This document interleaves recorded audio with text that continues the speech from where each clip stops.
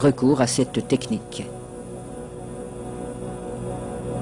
Naina, le chef pisteur, va introduire une jambe dans le terrier et la fera avaler volontairement par le python.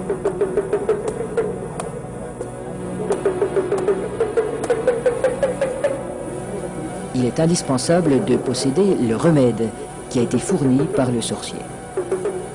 Cette mystérieuse préparation, à base d'herbes et de racines écrasées, n'a pas qu'un effet psychologique. Elle a le pouvoir d'attirer le serpent tout en protégeant la jambe du pisteur.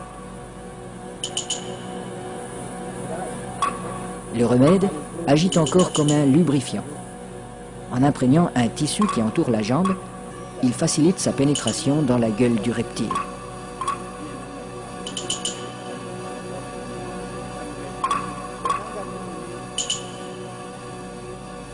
La jambe à pas restera en principe intacte, car le python avale simplement cette proie qui vient à lui.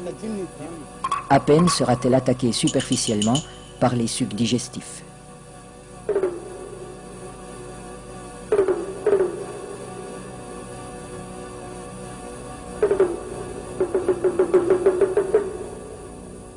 Cette chasse n'est pas sans risque.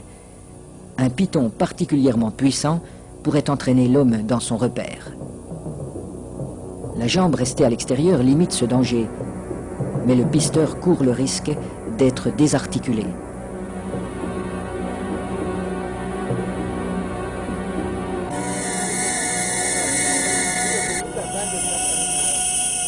Pour rendre l'attente moins pénible, mais aussi faciliter le glissement des corps de l'homme et de l'animal, on place des feuilles fraîches sous le pisteur.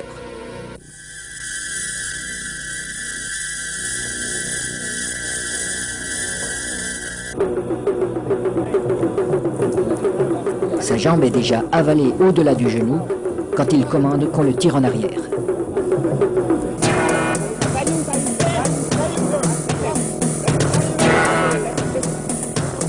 Refusant de laisser échapper sa proie, le python apparaît. Les aides tirent de façon irrégulière. Il secoue le python pour l'empêcher de trouver un point d'appui. Le pisteur relève son pied à angle droit pour ferrer le serpent, à la manière d'un hameçon. L'animal se sent piégé, mais il ne peut plus lâcher la jambe. Le python est maintenu allongé.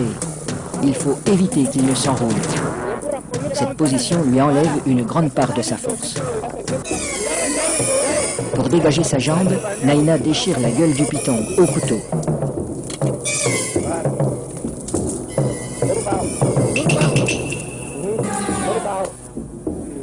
Puis, il lui tranche la tête. Les autres pisteurs relâchent progressivement le serpent.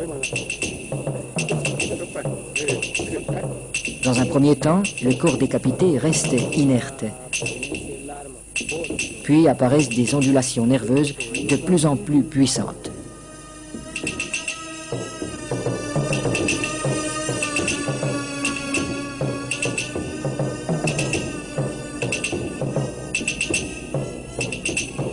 Il bougera ainsi pendant près d'une heure, prenant presque des positions d'attaque comme s'il cherchait toujours, au-delà de la mort, à menacer ses assaillants.